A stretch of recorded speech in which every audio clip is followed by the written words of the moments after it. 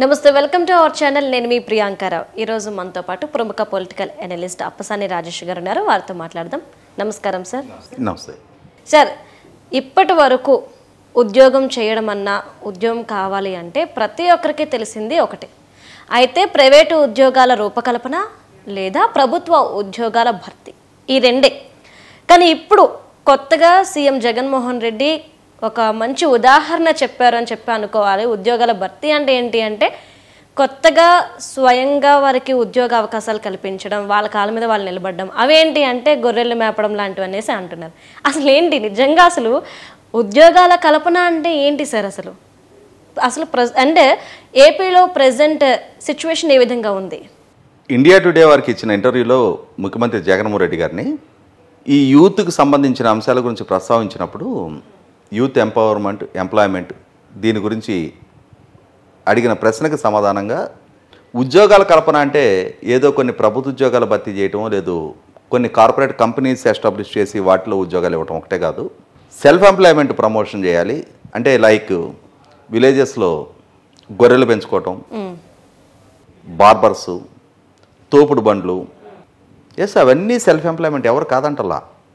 కానీ ముఖ్యమంత్రి జగన్మోహన్ రెడ్డి గారు ఆయన ఇస్తున్న స్టేట్మెంట్లో ఉన్న కాంట్రడిక్షన్ ఏంటి అంటే ఈ మధ్యకాలంలో పదే పదే తన విద్యా విధానం గురించి చెప్తా ఇవాళ సామాన్యుడు కూడా ఇంగ్లీష్ మీడియంలో చదువుకోవాలి, సామాన్యుడు కూడా అంతర్జాతీయ స్థాయి సిలబస్లో చదువుకోవాలి, ఇవాళ సామాన్యుడు కూడా కొత్త మార్పు చేర్పులకి అంటే కొత్తగా వస్తున్న టెక్నాలజీని అందిపుచ్చుకోవాలి.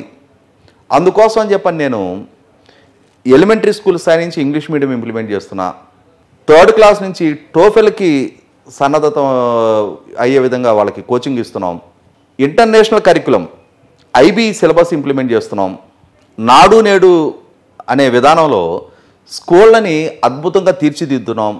ఇట్లా రకరకాల స్టేట్మెంట్లు ఇస్తున్నారు కదా. అంటే ఇక్కడ ఏమర్థమవుతుంది మనకి అంటే మనకు అర్థం ఉంటుంది కదా, మనకు సమాజంలో గత 2.5-3 దశాబ్దాలకు వచ్చిన మార్పులు కూడా ఏంటి అంటే ఇప్పుడు మా చిన్నప్పుడు గ్రామాల్లో చాకలి వాళ్ళు చాకలి పని చేసేవాళ్ళు, మంగళ వాళ్ళు మంగళ పని చేసేవాళ్ళు, కుమ్మర వాళ్ళు కుండలు తయారు చేసేవాళ్ళు, కంసర వాళ్ళు కొంతమంది కర్ర పని చేసేవాళ్ళు, కొంతమంది కమ్మర వాళ్ళు ఇనుంతో పనులు చేసేవాళ్ళు, ఇట్లా కుల వృత్తులు ఉండేవి. కంసాల వాళ్ళు గోల్డ్ స్మిత్లు కొంతమంది ఉండేవాళ్ళు, తర్వాత రైతులకు సంబంధించిన వ్యవసాయ పనిముట్లు తయారు చేసే బండ్లు, నాగళ్ళు ఇటువంటి తయారు చేసేవాళ్ళు ఉండేవాళ్ళు. ఇవన్నీ మేము చూస్తూ పెరిగాం గ్రామాల్లో. కానీ పరిస్థితులు మారినాయి. ఇవాళ ఆ గ్రామంలో ఒక రైతు కొడుకు లేదు ముందు ఒక టీచర్ పిల్లలు వాళ్ళు చదువుకొని వాళ్ళకి మంచి ఉద్యోగాలు వచ్చి వాళ్ళ స్థితిగతులు మారి వాళ్ళ ఆర్థికంగా మంచి కెరీర్లో స్థిరపడటం మొదలైన తర్వాత వాళ్ళని చూసి ఇన్ఫ్లుయెన్స్ అయ్యి ఆ గ్రామంలో రైతులకు సంబంధించిన 10 మంది పిల్లలు చదువుకోవటం మొదలుపెట్టారు. ఈ 10 మంది చదువుకొని వీళ్ళకి మంచి కెరీర్లు దక్కటం మొదలైన తర్వాత అదే గ్రామంలో వీళ్ళను చూస్తున్న ఈ కుల వృత్తులకు సంబంధించిన వాళ్ళు, వ్యవసాయ కూలీల పిల్లలను కూడా వాళ్ళు కూడా చదివించుకొని మా పిల్లలు కూడా మాకన్నా మెరుగ్గా బతకాలి. అది అసలు ఆశ తప్పు కాదు. ఏ తల్లిదండ్రి అయినా తమకన్నా తమ పిల్లలు మరింత మెరుగ్గా జీవించాలని కోరుకుంటారు, మరింత మెరుగైన అవకాశాలు అందిపుచ్చుకోవాలని కోరుకుంటారు. కాబట్టి ఇవాళ ఏ గ్రామానికి వెళ్ళినా ఇవాళ మనం గ్రామాలే పల్లెలే పట్టుకొమ్మలు అంటాం కదా, గ్రామాన్నే ప్రామాణికంగా తీసుకుందాం. ఒకనాడు నేను అప్ టు 2004 నేను చాలా సీరియస్గా వ్యవసాయం చేశాను. నేను మాగాడిని పండించేవాడిని, చెరుకు వేసేవాడిని, తర్వాత అరటి, కూరగాయల తోటలు అన్ని రకాల వ్యవసాయం చేశాను నేను. అది చేసిన సందర్భంగా ఆ రోజుల్లో వ్యవసాయ కూలీలకి కలుపులై తీయడానికి 10-12 సంవత్సరాల వయసున్న ఆడపిల్లలు వచ్చేవాళ్ళు, 30-30 సంవత్సరాల వయసున్న వాళ్ళు ఉండేవాళ్ళు, 60 సంవత్సరాల వయసున్న వాళ్ళు ఉండేవాళ్ళు. ఇప్పుడు వ్యవసాయ కూలీలుగా చూసుకుంటే 35 ఇయర్స్ అబోవ్ వాళ్ళే తప్పితే అంతకన్నా చిన్న ఏజ్లో ఉన్నాళ్ళు ఇవాళ కూలి పనికి రావట్లా. ఎందుకు అనంటే చదివించుకుంటున్నారు పిల్లల్ని. ఇవాళ కూలీ కూడా వాళ్ళ భార్యాభర్తలు కష్టపడి వాళ్ళు త్యాగం చేసి పిల్లల్ని చదివించుకుంటున్నారు, పిల్లలు కూడా అవకాశాలు అందిపుచ్చుకుంటున్నారు. ఇటువంటి నేపథ్యంలో మళ్ళీ కుల వృత్తుల వైపు డ్రైవ్ అవ్వట్లా పిల్లలు. చాకలి వాళ్ళ పిల్లలు చాకలి పని చేయటల్లా, మంగళ వాళ్ళ పిల్లలు మంగళ పని చేయటల్లా. ఇవాళ చాలా గ్రామాల్లో ఏ ఇళ్లలో చూసినా ఒకప్పుడు ఇంటి చాకలి అని ఉండేవాళ్ళు, ఇంటి మంగలి అని ఉండేవాళ్ళు. ఒక్కొక్క మంగలి ఉంటే 10 మంది రైతుల కుటుంబాలు ఇతనివి అని ఖాతాలు ఉండేవి. శాశ్వతంగా ఆ ఇంట్లో శుభకార్యాలు జరిగినా అశుభకార్యాలు జరిగినా ఇతనే ఉండేవాడు. చాకలి కూడా అంతే. ఇవాళ ఆ సిస్టమ్ లేదు. అది ఆ మార్పు చేర్పుల్ని స్వాగతించి తీరాల్సిందే. ఇప్పుడు వాళ్ళ పిల్లల్ని మిగిలిన రైతుల పిల్లలతో సమానంగా చూడాలనుకోవడం తప్పెట్లా అవుద్ది? దానికి వీళ్ళేం త్యాగం చేసి వాళ్ళని చదివిట్లా, వాళ్ళ రెక్కల కష్టంతో వాళ్ళని చదివించుకుంటున్నారు. ఇటువంటి పరిస్థితుల్లో ఖచ్చితంగా ఎంప్లాయ్మెంట్ అనేది క్రియేట్ అవ్వాలి. ఎస్, ఒక వాస్తవం, అందరికీ ప్రభుత్వ రంగంలోనే ప్రభుత్వ ఉద్యోగాలను భర్తీ చేయాలంటే సాధ్యం కాదు. ప్రభుత్వ ఉద్యోగాలు కొంత స్టేజ్ వరకు ప్రొవైడ్ చేయగలుగుతారు, ఒక స్టేజ్ వరకు ప్రభుత్వ ఉద్యోగాల్లో అకామిడేట్ అవుతారు. కానీ ప్రతి సంవత్సరం లక్షల మంది గ్రాడ్యుయేట్ అయ్యి బయటకు వస్తుంటే, టెక్నికల్ కానీ నాన్ టెక్నికల్ వాళ్ళు కానీ కొన్ని లక్షల మంది గ్రాడ్యుయేట్ అయ్యి బయటకు వస్తుంటే, తర్వాత ఇప్పుడు ఐటీఐ, పాలిటెక్నిక్, ఈ తర్వాత మిగిలిన అంటే దాన్ని వొకేషనల్ కోర్సెస్ అంటారు, వృత్తి విద్యలు చాలా ఉంటాయి. ఇప్పుడు అగ్రికల్చర్ డిప్లొమా ఉంది, నర్సింగ్ ఉంది. ఇటువంటి వాటిల్లో కొన్ని వేల మంది, లక్షల మంది పిల్లలు తయారై బయటకు వస్తూ ఉన్నారు. వీళ్ళందరికీ ఎంప్లాయ్మెంట్ క్రియేట్ అవ్వాలి అని అంటే ప్రభుత్వ ఆధ్వర్యంలో సాధ్యం కాదు. ప్రైవేట్ రంగమే అకామిడేట్ చేయాలి. ప్రైవేట్ రంగం అకామిడేట్ చేయాలి అని అంటే దానికి తగిన యాంబియన్స్ ప్రభుత్వం వైపు నుంచి బిల్డప్ అవ్వాలి. అంటే ఒక ప్రాంతానికి మనం ఒక కాలనీ నుంచి ఇంకో కాలనీకి వెళ్ళి కాపురం ఉండాలి అని అంటేనే అక్కడ అల్లరి చిల్లరాళ్ళు ఉంటారు, అక్కడ బయట పెట్టిన మన బండి మిర్రర్లు టైర్లు ఓడ తీసుకెళ్ళిపోతారు. అంటే అక్కడ లైఫ్ సేఫ్టీ కాదు అని చెప్పని మనకు తెలిస్తే ఆ కాలనీకి వెళ్ళి మనం ఉంటామా? ఫ్రెండ్లీ అంబియన్సే ఉండదు. అక్కడ బయటికి వెళ్తే మన పిల్లల మీద దాడులు చేస్తారు, మనం జాబ్కి వెళ్ళి వస్తుంటే మనకు అక్కడ సేఫ్టీ లేదు అని చెప్పనే వాతావరణం మనకి వింటే ఏ కాలనీలోకైనా మనం షిఫ్ట్ అవుతామా? లేదు. అదేవిధంగా ఒక కార్పొరేట్ కంపెనీ కూడా అంతే కదా. ఒక ప్రాంతానికి వచ్చి పెట్టుబడులు పెట్టాలి, దానికి తగిన యాంబియన్స్ క్రియేట్ చేయాల్సిన బాధ్యత ప్రభుత్వాలది. మీకు కావాల్సిన భూమి మేము ఇస్తాం, మీకు కావాల్సిన facilitation like power supply, water supply, road infrastructure, మా దగ్గర కావాల్సినంత హ్యూమన్ రిసోర్సెస్ ఉన్నాయి. ప్రభుత్వ పరంగా మీకు కావాల్సిన అనుమతులు సకాలంలో సక్రమంగా ఇచ్చేస్తాం. మీరు కొత్తగా ఎస్టాబ్లిష్ చేస్తున్నారు కాబట్టి మీరు క్రియేట్ చేయగలిగే ఎంప్లాయ్మెంట్కి తగ్గట్టుగా మీకు మా ప్రభుత్వం వైపు నుంచి కొన్ని డిస్కౌంట్లు ఇస్తాం, ఎగ్జామ్షన్స్ ఇస్తాం. ఇటువంటి ప్రోత్సాహకాలు ఇవ్వాలి. ఆ వాతావరణాన్ని ప్రభుత్వం సృష్టించాలి. ఏ ప్రభుత్వం అయినా. ఇవాళ రాష్ట్రాల మధ్య ఒక ఆరోగ్యకరమైన పోటీ నెలకొంది దేశవ్యాప్తంగా. ఒక కార్పొరేట్ కంపెనీ ఏదైనా ఒక 1000 కోట్ల రూపాయలు ఇన్వెస్ట్ చేయాలి అని అనుకుంటుంటే మా రాష్ట్రంలో ఇన్వెస్ట్ చేయండి, మా రాష్ట్రంలో ఇన్వెస్ట్ చేయండి అని చెప్పని రాష్ట్రాలు పోటీ పడుతున్నాయి. మేమైతే మీకు ఈ ఆఫర్స్ ఇస్తాం అని చెప్పని ఒకదాన్ని మించి ఒకళ్ళు ఆఫర్స్ ఇస్తూ ఉన్నారు. ఆ కార్పొరేట్ కంపెనీ బేరీ చేసుకుంటుంది. ఇప్పుడు ఫస్ట్ వాళ్ళ ఇన్వెస్ట్మెంట్కి సేఫ్టీ ఉండాలి. 2, ఈ ప్రభుత్వాలు ఇప్పుడు మన దగ్గర చెప్తున్న అష్యూరెన్సెస్ ఏవైతున్నాయో ఇవి సక్రమంగా అమలు చేసిన నేపథ్యం ఉందా లేదా, మన అక్కడ దాకా తీసుకెళ్ళి ముంచేస్తారా, ఆ ట్రాక్ రికార్డ్ కూడా వెరిఫై చేసుకుంటారు వాళ్ళు. ఇప్పుడు అంత ఇన్వెస్ట్మెంట్ చేసేటప్పుడు డెఫినెట్గా ఇవన్నీ నిర్ధారణ చేసుకున్న తర్వాత ఆ కంపెనీలో వచ్చి గ్రౌండింగ్ అవ్వాలి. దానికి తగిన యాంబియన్స్ ప్రభుత్వాలు బిల్డప్ చేయాలి. కానీ జగన్మోహన్ రెడ్డి గారు ప్రో కార్పొరేట్గా ఉండాల్సిన పాలకుడు యాంటీ కార్పొరేట్ నిర్ణయాలు తీసుకున్నారు. దాని పర్యవసానం 151 సీట్లతో ఆయనకు అధికారం దక్కితే ఆ అధికారాన్ని అడ్డుపెట్టుకొని అద్భుతంగా పరిపాలన చేయాల్సిన పాలకుడు ఒక విధ్వంసకర పాలకుడిగా మిగిలిపోయారు ఇవాళ. ఐఎమ్ సారీ టు సే ఆ మాట. ఒక రాష్ట్ర ముఖ్యమంత్రి ఆ మాట అనడానికి సిగ్గుపడాలి. అయినా సరే అనాల్సి వస్తుంది. ఎందుకు? ఆయన పాలకుడిగా బాధ్యతలు చేపట్టిన తర్వాత మొట్టమొదటి వారంలో తీసుకున్న కొన్ని విధ్వంసకర నిర్ణయాలు, కొన్ని కోట్ల రూపాయల ఖర్చుతోటి ప్రజావేదికను ఒకటి కట్టారు. అందులోనే ఆయన మొట్టమొదటి సమావేశం ఏర్పాటు చేసి ఆ సమావేశం ముఖగానే దీన్ని కూల్చేయమని చెప్పాడు. ప్రజల డబ్బుతో కట్టిన వేదిక అది ఎవరు సొంత ఆస్తి కాదు.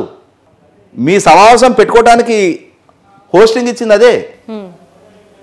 ఇప్పుడు మనం ఒక చెట్టు కిందకి వెళ్ళి నీడ తీర్చుకుంటా, మన ఎండలో నుంచి వచ్చే చెట్టు కింద నీడ కింద మనం సేద తీరుతా, మనం అక్కడి నుంచి బయలుదేరి వచ్చేసి ఈ చెట్టును నరికేమనంటే మనకు నీడనిచ్చింది ఆ చెట్టే. ప్రజావేదిక కూడా ఈయన ముఖ్యమంత్రిగా బాధ్యతలు చేపట్టిన తర్వాత రాష్ట్ర వ్యాప్తంగా ఉన్న గ్రూప్ 1 అధికారులతోటి ఆల్ ఇండియా సర్వీస్ అధికారులతోటి రివ్యూ సమావేశం పెట్టుకున్నది ఆ వేదిక మీదలోనే. దాన్ని కూల్చేసావు. పాలకుడిగా కన్స్ట్రక్టివ్ నిర్ణయాలు తీసుకుంటారని ఆశిస్తారు ఎవరైనా. ఎప్పుడైతే ఈ కూల్చివేత నిర్ణయం ఈ ఎజెండా బయటకు వచ్చిందో ఇది డిస్ట్రక్టివ్ గవర్నమెంట్ అనే ఒపీనియన్ బలపడిపోయింది. ఆ తర్వాత పవర్ పర్చేసింగ్ అగ్రిమెంట్ల రద్దు, అదొక అసంబద్ధ నిర్ణయం. చివరికి ఈ అసంబద్ధ నిర్ణయ పర్యవసానం 15,000 కోట్ల రూపాయలు సుప్రీంకోర్టు ఆదేశాలతోటి ప్రజాధనాన్ని ఆ పవర్ కంపెనీలకి వాళ్ళ దగ్గర నుంచి పవర్ తీసుకోకుండానే డబ్బులు పే చేయాల్సి వచ్చింది. జగన్మోహన్ రెడ్డి గారు తీసుకున్న అసంబద్ధ నిర్ణయ పర్యవసానం. పైగా దాని ఇంపాక్ట్ ఎట్లా పడింది అని అంటే ఆంధ్రప్రదేశ్ రాష్ట్రంలో ఇన్వెస్ట్మెంట్స్కి గ్యారంటీ లేదు, అక్కడ ప్రభుత్వం చేసుకున్న ఒప్పందాలకు విలువ ఇవ్వట్లేదు. అంటే బ్రాండ్ ఏపీ దెబ్బతినిపోయింది. తర్వాత రివర్స్ టెండర్లు, సక్రమంగా జరుగుతున్న ప్రాజెక్టుల టెండర్లు రద్దు చేసి, అంటే ఆ కాంట్రాక్టులు చేస్తున్న వాళ్ళు తనకి ఇష్టలు కాదు కాబట్టి తన ఇష్టల్ని అక్కడ కాంట్రాక్ట్లో కూర్చోబెట్టాలి అని చెప్పిన ఏకైక కారణంతో దాని ఇంపాక్ట్ ఏం పడింది అంటే పెట్టుబడిదారుల్లో ఎటువంటి అభద్రతా భావాన్ని సృష్టించింది. ఇక్కడ తన వైఖరిని సర్దిద్దుకోపోగా రాష్ట్రంలో ఒక విభజన జరిగిన రాష్ట్రం, గ్రామీణ నేపథ్యం ఉన్న రాష్ట్రం, విద్యా వైద్యోపాధికి పక్క రాష్ట్రాల మీద ఆధారపడుతున్న రాష్ట్రం, రాజధాని కూడా రూపొందని రాష్ట్రం. అంటే ఒక హోప్ తోటి, ఒక హై ఎక్స్పెక్టేషన్ తోటి అన్ని వర్గాల ప్రజలు ఈయన వెనక నడిచి ఈయన చేసిన అష్యూరెన్సెస్ విని ఈయనకి ఓటేశారు. ఆ ఓటేసిన పర్యవసానం దాన్ని సద్వినియోగం చేసుకొని దాన్ని ప్రాపర్గా కనుక ఛానలైజ్ చేసుకొని ఇన్వెస్ట్మెంట్స్ రప్పించుకొని మనకున్న 974 కిలోమీటర్ల కోస్ట్ లైన్ ఉపయోగపెట్టుకొని ఒక లాజిస్టిక్ హబ్గా కేంద్ర ప్రభుత్వం నుంచి రావాల్సిన Visakhapatnam Chennai industrial corridor, Chennai Bengaluru industrial corridor, Hyderabad Bengaluru industrial corridor, వాటిని ప్రాపర్గా సద్వినియోగం చేసుకొని ఆ పరిశ్రమలో గ్రౌండింగ్ చేయించుకొని ఉన్నట్టయితే లక్షల మందికి ఉపాధి దక్కేది. అయితే ఇక్కడ ఇంకోటి ఏంటంటే ఈయన నిన్న చెప్తున్నది సెల్ఫ్ ఎంప్లాయ్మెంట్. ఎస్, ఖచ్చితంగా ప్రభుత్వ ప్రైవేట్ రంగాలే అన్నీ భర్తీ చేయలేవు, సెల్ఫ్ ఎంప్లాయ్మెంట్ కూడా అవసరమే. ఇదే పరిస్థితిలో జగన్మోహన్ రెడ్డి గారు వివరణ ఇవ్వాల్సింది ఏంటి అంటే 5 సంవత్సరాల పుణ్యకాలం ముగిసిపోయింది. గత ప్రభుత్వాలు అన్నీ వీళ్ళ నాన్నగారు రాజశేఖర రెడ్డి గారి హయాంలో, చంద్రబాబు నాయుడు గారి హయాంలో, రాజశేఖర రెడ్డి గారికి ముందు చంద్రబాబు నాయుడు గారి తర్వాత వచ్చిన జగన్మోహన్ రెడ్డి గారి దాకా లెక్కేసుకుంటే ఒక్క జగన్మోహన్ రెడ్డి గారి హయాంలోనే సెల్ఫ్ ఎంప్లాయ్మెంట్కి ప్రభుత్వాల వైపు నుంచి సబ్సిడీ రుణాలు ఇవ్వాల. చంద్రబాబు నాయుడు గారి ప్రభుత్వ హయాంలో 5 సంవత్సరాల పాటు క్రమం తప్పకుండా ఒక ఫిక్స్డ్ షెడ్యూల్ తోటి క్రెడిట్ క్యాంపులు కండక్ట్ చేసి SC corporation, BC corporation, ST corporation, minority corporation, Christian minority corporation, Kapu corporation, Brahmin corporation, Vaishya corporation, వీటి ద్వారా సబ్సిడీ రుణాలు ఇచ్చారు. 1,00,000 రూపాయలు యూనిట్ ఇచ్చేవాళ్ళు. ఆ 1,00,000 రూపాయల యూనిట్ తోటిలో 60,000 రూపాయలు ప్రభుత్వం సబ్సిడీ భరించేది, మిగిలిన 40,000 బ్యాంక్ నుంచి లింకప్ చేసి ఇప్పించేవాళ్ళు. వీళ్ళు ఆ 1,00,000 రూపాయలతోటి ఒక గేదెలు కొనుక్కోవటము, ఓ చిన్న బడ్డీ కొట్టి పెట్టుకోవటము, ఏదో ఒకటి చేసుకొని ఈ 40,000 రుణం తీసుకుంటే సరిపోయేది. అంటే వాళ్ళ కాళ్ళ మీద వాళ్ళు నిలబడతారు, వాళ్ళకి ప్రభుత్వం వైపు నుంచి 60,000 రూపాయల ప్రోత్సాహం దక్కుద్ది. ఈ 5 సంవత్సరాల టెన్యూర్లో సెల్ఫ్ ఎంప్లాయ్మెంట్ గురించి మాట్లాడుతున్న జగన్మోహన్ రెడ్డి గారు not even a single credit camp, ఒక్క క్రెడిట్ క్యాంప్ కండక్ట్ చేయలే. సెల్ఫ్ ఎంప్లాయ్మెంట్ వల్ల మాత్రమే ఉపాధి దక్కుతుంది, కల్పనకు ఆస్కారం ఉందని చెప్తున్న జగన్మోహన్ రెడ్డి గారు ఆ దిశగా ఎందుకు ప్రోత్సాహం చేయలే? ఇప్పుడు మేనిఫెస్టోలో పెట్టారు రాబోయే 5 ఏళ్లలో లోన్స్ ఇస్తాము అని చెప్పని. గత 5 ఏళ్లలో ఎందుకు ఇవ్వాలా? ఇంకొకటి, ఎప్పుడైనా ఇప్పుడు ఆయన చెప్తున్నట్టుగా అంటే బార్బర్స్ అయినా, తర్వాత డ్రై క్లీనింగ్ షాపులైనా, గొర్రెల పెంపకందారులైనా, ఇవన్నీ డిపెండెంట్ ఎకానమీ. అంటే ఒక 10,000 నెలకు ఒక 30,000 40,000 సంపాదించుకున్న స్తోమత నీకుంటే వారానికి ఒకసారి ఒక ఆదివారం నాడు ఒక 1/2 కేజీయో కేజీయో మీ ఇంట్లో ఉండే సభ్యులను బట్టి మటన్ తెచ్చుకుంటావు. అంటే ఆ 30,000-40,000 సంపాదించుకునే స్తోమత నీకు క్రియేట్ అయితే నువ్వు కొంటావు, లేకుంటే నువ్వు కొనలేవు. అంటే ఇవాళ ఈ డైరెక్ట్ ఎంప్లాయ్మెంట్ ఎంత పెరిగితే డిపెండెంట్ ఎంప్లాయ్మెంట్ అంత ఎక్కువ పెరుగుద్ది. ఇవాళ హైదరాబాద్లో చూస్తున్నాం మనం, ఐటీ ఎనేబుల్డ్ 1,00,000 ఉద్యోగాలు క్రియేట్ అయితే దాని ద్వారా ఇంకొక 5 లక్షల డిపెండెంట్ ఉద్యోగాలు క్రియేట్ అవుతాయి. వాళ్ళకి ట్రాన్స్పోర్టింగ్, వాళ్ళ కోసం హౌసింగు, ఆ హౌసింగ్లో వాళ్ళకి మెయిడ్స్, డ్రైవర్లు, కేబుల్ కనెక్షను, వాళ్ళకి పేపర్ సప్లై, వాళ్ళకి మిల్క్ సప్లై, వాళ్ళ కోసం ఫార్మసీ షాపులు, గ్రాసరీ షాపులు, వాళ్ళ పిల్లల కోసం స్కూల్స్, వాళ్ళ కోసం హాస్పిటల్స్, ఎంటర్టైన్మెంటు, ఇన్ని రకాల డిపెండెంట్ ఎకానమీ డెవలప్ అవుద్ది. సో అల్టిమేట్గా డైరెక్ట్ ఎంప్లాయ్మెంట్ పెరగాలి. ఓకే. పొటెన్షియల్ డైరెక్ట్ ఎంప్లాయ్మెంట్ ఎంత పెరిగితే అంత ఇండైరెక్ట్ ఎంప్లాయ్మెంట్ పెరుగుద్ది. అప్పుడు జగన్మోహన్ రెడ్డి గారు ఆశించిన సెల్ఫ్ ఎంప్లాయ్మెంట్ అనేది సస్టైన్ అవుద్ది తప్ప అసలు డైరెక్ట్ ఎంప్లాయ్మెంట్ ప్రస్తావన లేకుండా గొర్రెలు పెంచుకొని ఏం చేస్తాడు? కొనేది ఎవరు అతని దగ్గర? అంటే ఎకానమీ ఆ స్థాయిలో సస్టైన్ అవ్వనప్పుడు పెంచుకొని ఏం చేయలేడు అతను. 100% జగన్మోహన్ రెడ్డి గారు ఆ లింక్ని మిస్ అవుతున్నారు. ఆయన వైఫల్యాల్ని కవర్ చేసుకునే ప్రయత్నం చేస్తున్నారు. Okay, right. Thank you so much sir.